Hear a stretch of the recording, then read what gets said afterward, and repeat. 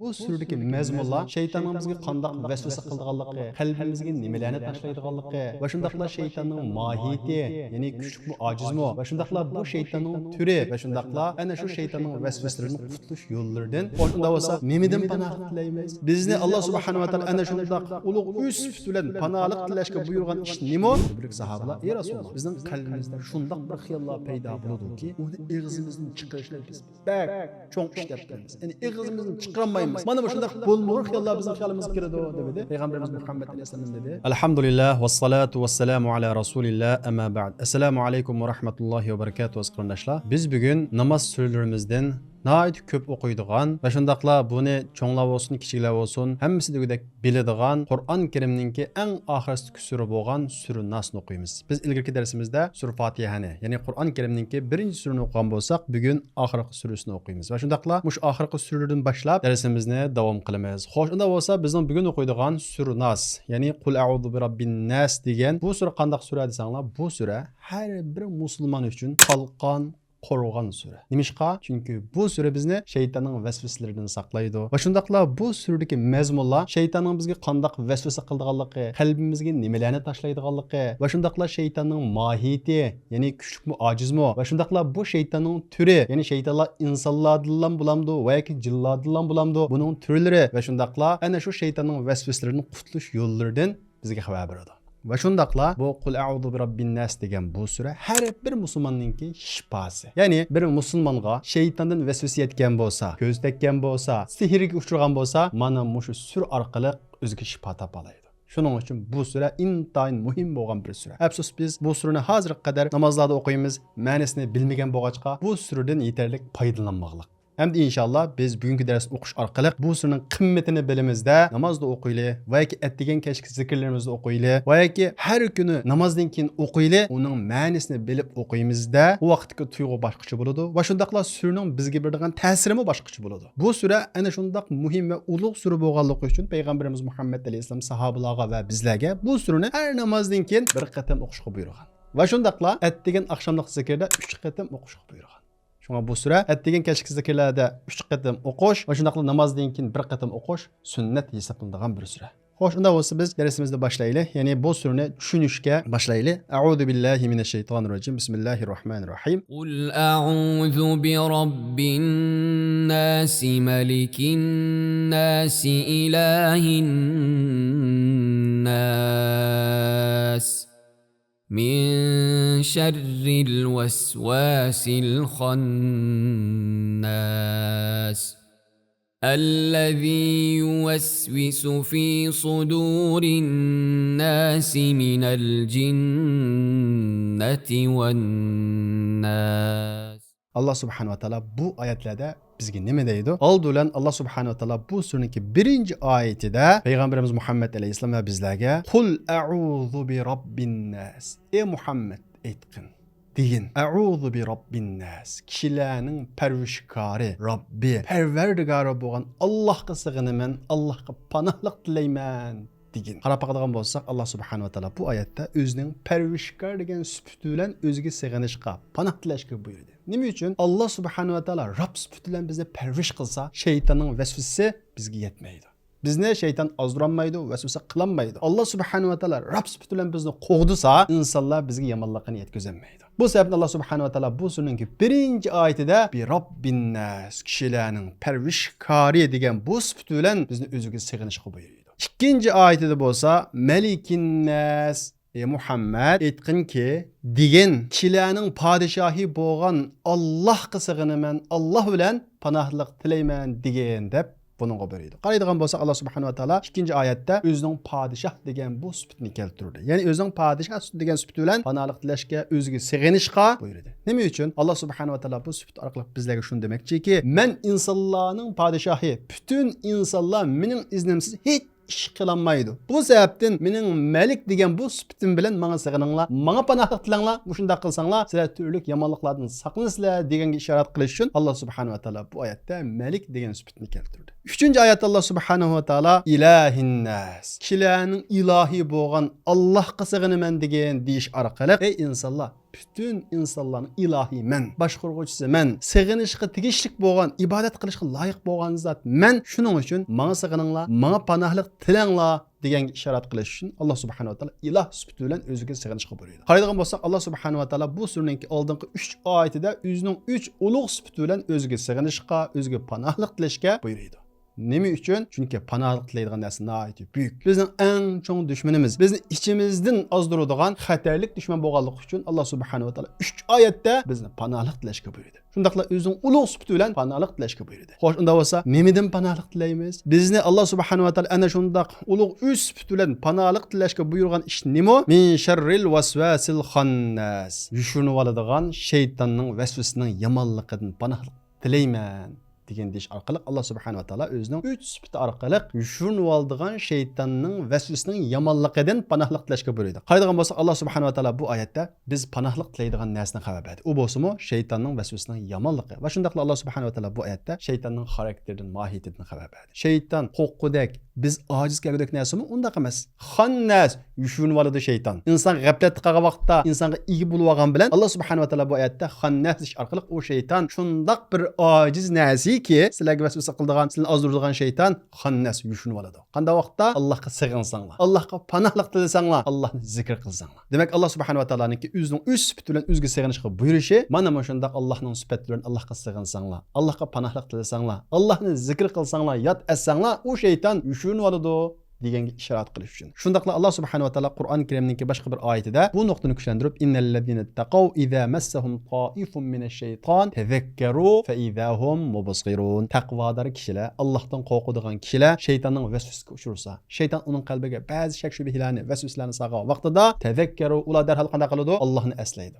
Ya'ni Allohga sig'inadi, Allohni zikr qiladi. Mana shunday qilgan vaqtda fa idahum mubsirun. Ular haqiqatni ko'rib olib, o shaytonning vasvasidan xalos bo'ladi, xalos topadi deydi. Yana bir hadisda payg'ambarimiz Muhammad alayhisalom sizlarning biringlar uxlagan vaqtida yaqidu shayton ala qafiyati ra'si ahadikum deydi. Ya'ni biz kechada uxlagan vaqtimizda bizning gadinimizga shayton ma'ni 3 xil tuganchini chigib qo'yadi. Biz atdiganda qo'payli deb qo'pashga temshilgan vaqtimizda shayton bizga shundaq bir vasvasa qiladiki, kechi uzun, uxla deb mushu vasvasini qalbimizga tashlaydi. Biz soat to'lisimi, azan chiqsimi, texi kun chiqmaydi ya degan mushu vasvasa bilan uxlab ketamiz. Natijada shayton bizni ozdiradi, maqsadiga yetadi. Mana mushundaq qilgan vaqtida fadakaralloh, musulmon Allohni eslasa, Allohni yod qilsa, shaytonninki birinchi tuganchisi ishlab ketadi deydi payg'ambarimiz Muhammad alayhisalom. Demak, shaytonni bizni mana shundoq hurun qilishdiki, sus qilishdiki, tuganchilari nima orqali ishlaydi ekan? Zikr orqali, Allohga sig'inish orqali ishladi. Shundaqla mana mush surni, ya'ni sur nasni zikr sifatida o'qish bilan uni kundalik durudlar qatorida o'ziga hamroh qilish bilan shaytonninki bu xil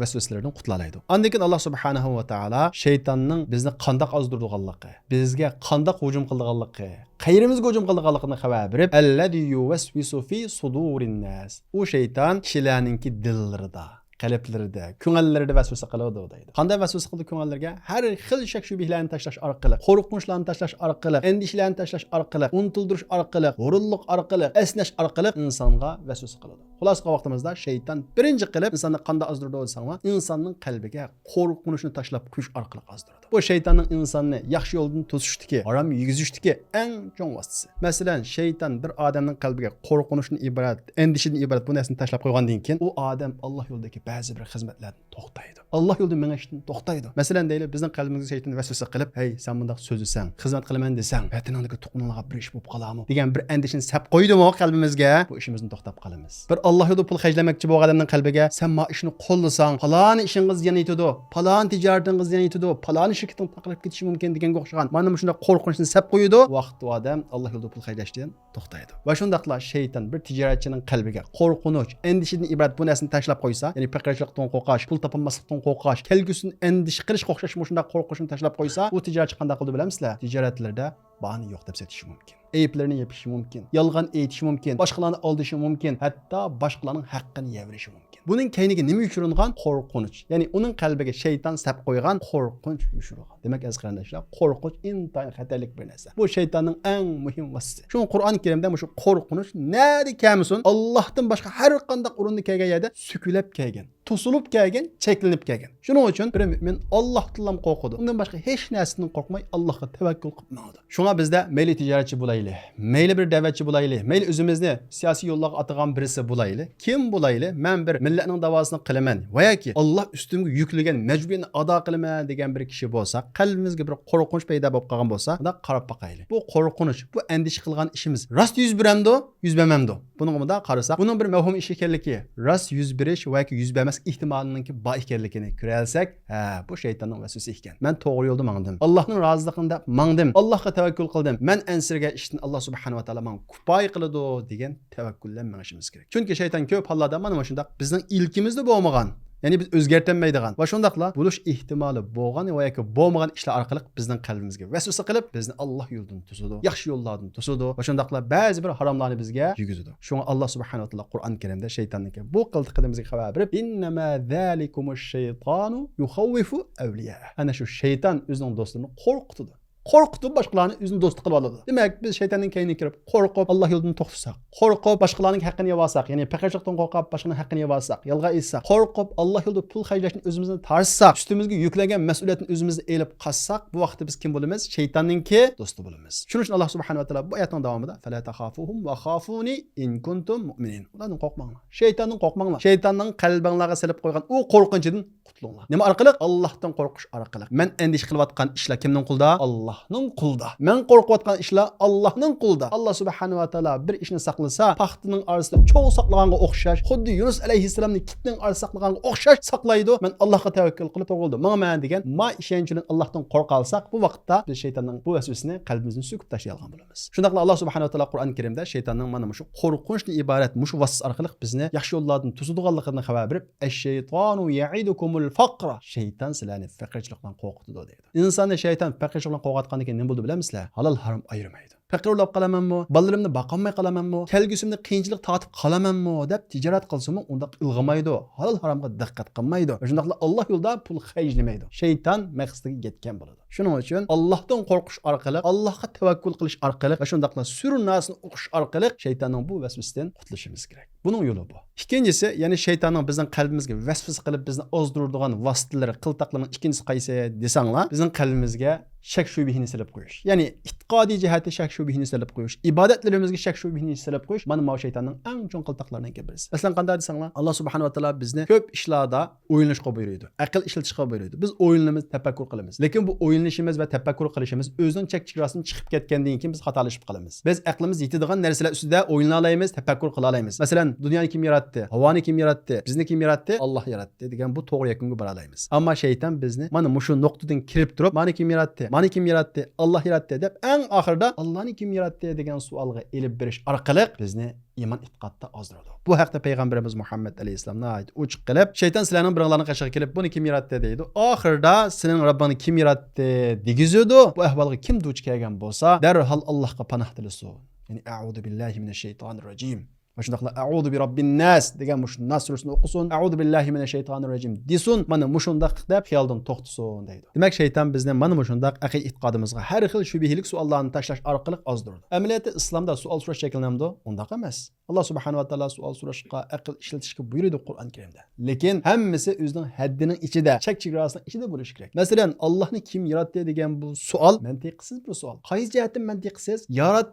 Degan bu savolning o'zi yaratilgan narsalarga qo'yiladi. Shundaqmi? Alloh subhanahu va taolo o'zining yaratilmaganligidan xabar berdi. Biz yaratilgan inson bo'lg'achqa, yaratilmaganlik degan bu uqumni tushunmaymiz. Bu nuqtadan qaragan vaqtimizda Allohni kim yaratdi degan bu savol insonning, ya'ni yaratilgan insonning haddidan oshgan bir savol. Shundaqla mantiqsiz, logikasiz bir savol. Chunki bu yaratilmagan Allohga yaratilish degan so'zni ishlatib qo'yilgan bir savol bo'ldi. Xuddi tamoq yemagan bir odamga "Nima uchun tamoq yeding?" degan savolni so'rash mantiqsiz bo'lsa, yaratilmagan Allohga Allohni kim yaratdi degan savolning o'zi bir mantiqsiz savol, falsafa nuqtasidan. Shundaqla bu shaytonning bizni ozdirishdagi vositalarining birisi. Ya'ni bizning aqid e'tiqodimizga har xil shubhalik savollarni tashlash orqali ozdirish. Shundaqla shayton bizning aqid e'tiqodimizga shak shubhalik savollarni, xiyollarni tashlash orqali ozdirish bilan birga amal ibodatimizga shak shubhini silib qo'yish orqali ozdiradi. Masalan, tahorat olgan vaqtimizda har xil vasvasalarni, shak shubhalarni o'tib qo'ydi. Biz tahorat bo'lgandan keyin qulamni yudimmi yumudimmi, su qulamning hammasiga badim bormidimi, yuzimni yudimmi yumudimmi deganga o'xshagan vasvasalarni ovutib etadi-da,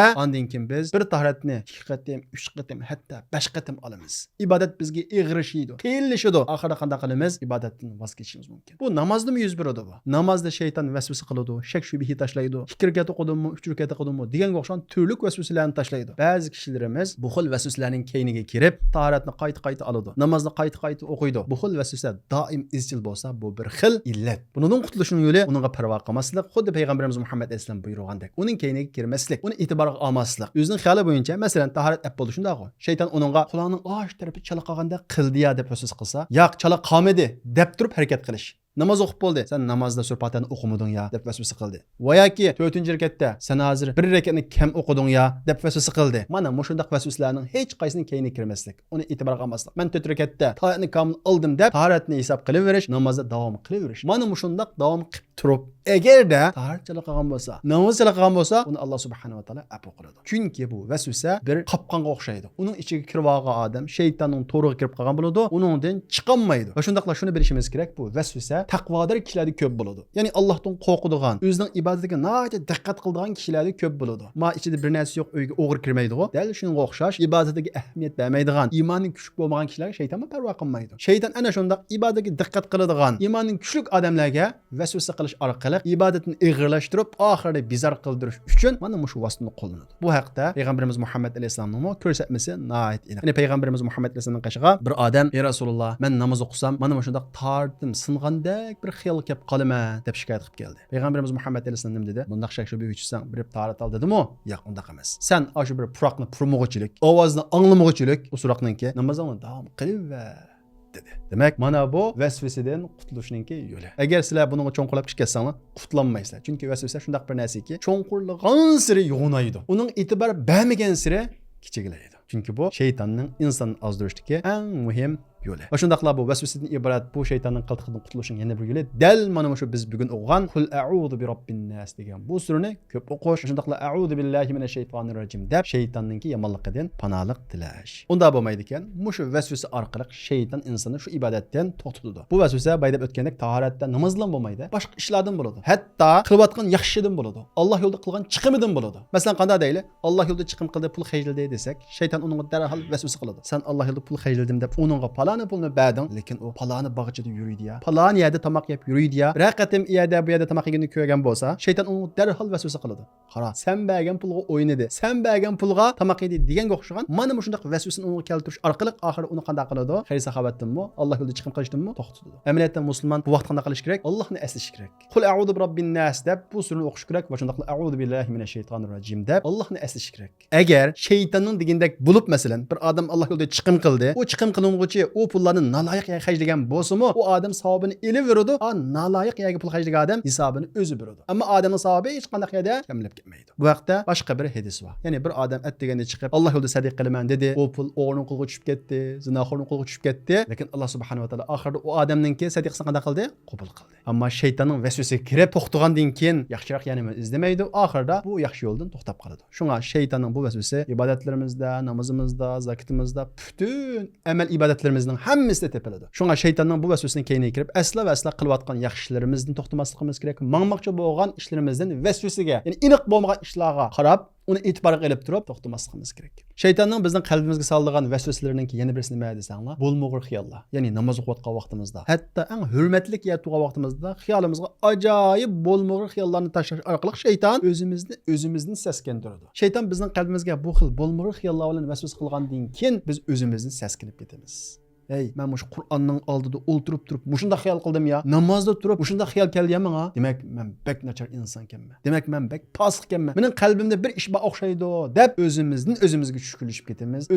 O'zimiz bizar bo'lib ketamiz. Bu dal shaytonninki yetmoqchi bo'lgan arzusi. Lekin payg'ambarimiz Muhammad alayhisalom bunday kishilarga nima dedi? Bir sahobalar: "Ey Rasululloh, bizning qalbimizda shundoq bir xiyollar paydo bo'ladi-ki, uni og'zimizdan chiqarishni biz bek cho'ng ish deb bilamiz. Ya'ni og'zimizni chiqarmaymiz. Mana bu shunday bo'lmag'ur xiyollar bizning xiyolimizga kiradi" dedi. Payg'ambarimiz Muhammad alayhisalom dedi: "Zalika sarihul iymon." Bu ochiq iymondan o'di.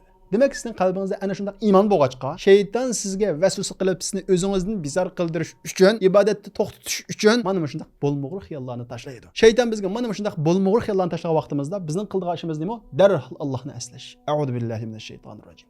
O'qiyasak surasini o'qish. Qul a'udhu bi robbin nas deb. Chunki payg'ambarimiz Muhammad alayhisalom degandek, shayton jathimun ala qalbi ibn Adam. Ya'ni shayton insonninki qalbida o'ltirib oladi. Fa iza zakaralloh. Ana shundaq shayton vasvasa qilgan vaqtida Allohni yod etsa, Allohni zikr qilsa, yushunib oladi. Va iza ghafala vasvasa. Bi xutqasa, Allohni eslamasa, vasvasa qiladi. Ana shundaq bo'lmag'ur xiyollar bilan bizga vasvasa qiladi. Shaytonning bizning qalbimizga tashlaydigan vasvasalarining yana birisi nima desanglar, unutish.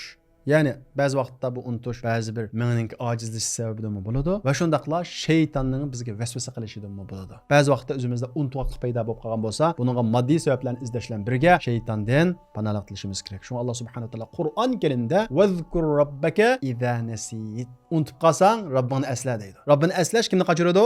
Şeytanni qachiradi. Demek unutuş ba'zida şeytandimi bo'ladi. Ondan başqa şeytanın bizning qalbimizga tashlaydigan vesveselarining qatoridan irodasizlik, o'rinliq. Bugungi kunimizda yoshlar bo'lsin, cho'nglar bo'lsin, ba'zi kishilarda shundaq bir irodasizlik borki, ish xo'shaqmaydi. Esimizda bo'lsin, bu shaytondan. Shundaqla esnash, uyqusi shunda yaxshi turibmi, ko'p uxlab turibmi, ish xo'shaqmay esnash bumi shaytondan. O'sha jihad ibodatining boshqa vaqtda kelgan uyqu, esnashning hammasi, yani bir normal bo'lgan esnash, uyqularning hammasi bu shaytondan bo'ladi. Bu vaqtda qanday qilamiz? Allohni eslaymiz, qul a'udhu bi robbin nas o'qiymiz. Ya'ni insonlarning parvarishkori bo'lgan, podshohi bo'lgan, ilohi bo'lgan Allohga sig'inamiz va panohlik tilaymiz. Ondan Alloh subhanahu va taolo bu surning oxirgi oyatida bizning qalbimizga vasvasa qiladigan, Allohni eslasak yushunib oladigan, g'aflatda qolsak bizning qalbimizda o'ltirib oladigan bu shaytonlarningki turidan xabar berdi. Ya'ni minal jinnati wan nas. U shaytonlar jinlardanmi bo'ladi, insonlardanmi bo'ladi? Hargiz o'ylab qolmaylik ki şeytan biz görmeydiğen cinlar türüdün buludu dep. Toğra cinlar türüdün buludu. Bizden kalbimizge her xil narsalarni vesvese qiladi. Şak şübih olsun, qorqunish olsun, unutish olsun, esnash olsun, hurulluq olsun. Bularning hammasi şeytanning vesveselari. Va shundaqla insonlardami buludu. O insonlar o'xshash şeytanlarga o'xshash ba'zi vaqtda bizni ba'zi ishlardan qo'rqitadi. Bir yaxshini qilg'ili qolsak, uni undamay qo'rqitish orqali, endishiga selib qo'yish orqali u yaxshidan bizni to'xtatadi.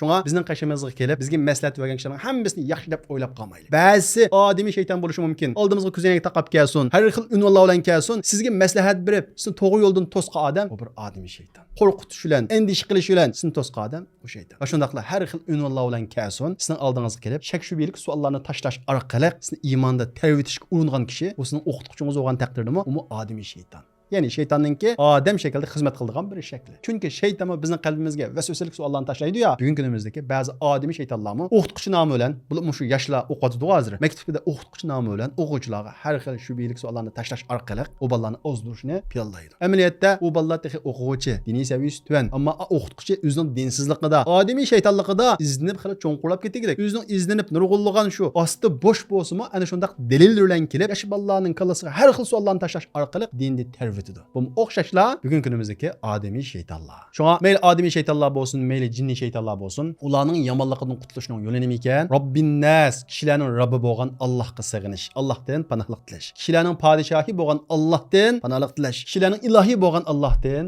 panohlik tilash mana buningki yo'li. Xo'sh, unda bo'lsa bu surningki muhim nuqtalar qaysi desanglar, bu sura shaytonning vasvasalarining yomonligidan qutulishning yo'liningki insonlarning Robbi bo'lgan, podshohi bo'lgan, ilohi bo'lgan Allohga sig'inish ekanligidan xabar beradi. Buni bizga o'rgatadi. Qul, ya'ni dadish orqali. İkincisi bu sura şeytanninki Allohning zikr oldida, Allohni eslashi oldida noit ojiz maxluq ekanligidan xabar berish orqali shaytonning mohiyatidan xabar beradi. Şu an şeytandan korkmasak mı buludu? Biz triklan bolsak, oygaklan bolsak, Allah niyet etsek, o derhal qana qılıdı, müşürünü oladı. Üçüncüsü, bu süre şeytanın nerede hareket edip bardıqanlıqını xabar beradi. Şeytan nerede hareket edip barıdı iken, şeytan bizim kulumuzni tatmaydı, quluqimizni tatmaydı. Qana qılıdı? Qalbimizga vesvese saladı, şübhi saladı. Bulab mı? Toğru yolda mangan.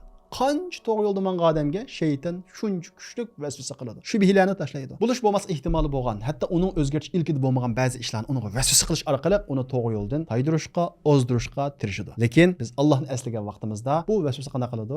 Azlaydi. Şu ismimizde bo'lsin, shaytonninki iymoni ojiz, bak to'g'ri yo'lda manmagan fosiq kishilar bilan unchalik kor bo'lmaydi. Eng ulug' ibodatni qilayotganlarga shayton shunchalik kuchli vasvasa qiladi. Uni ozdirish uchun, vasvasa qilish uchun, qo'rqitish uchun, endishi bilan, har xil narsalar bilan uni to'g'ri yo'ldan to'sish uchun keladi, to'sadi. To'rtinchisi, bu sura shaytonninki biz o'ylagandek, biz ko'rmaydigan jinlardan emas, insonlardanmi bo'lganligidan xabar beradi. Shuning uchun bizning oldimizga kelib, bizga yo'l ko'rsatgan kishilarning hammasiga ishinib ketmayli. U Allohning ilhomi bilan kelgan odammi va yoki shaytonning xizmatini olib kelgan odammi, u aniq emas. Agar u ko'ngan qiyofatda kelsin, bizni to'g'ri yo'ldan, Allohning yo'lidan to'sayotgan bo'lsa, esimizda bo'lsin, u odamiy shayton. Agar u bizni to'g'ri yo'lda texnik mustahkam qilish uchun, ilhom berish uchun kelgan bo'lsa, u Allohning ilhomi bilan kelgan haqiqiy samimiy maslahat beruvchi bo'ladi. Allah Taala bizni ana shunda, Allah subhanahu va taolo bizni ko'rinmas bu shaytonning yomonligidan saqlasin. Undan boshqa bu surninki musulmonga shifo bo'ladigan bir tarafi bor. Biz bu tarafini sura Falaqni o'qigan vaqtida texmo tafsili so'zlaymiz inshaalloh. İnşallah kelarki darsimizga qo'shaylik. Assalomu alaykum.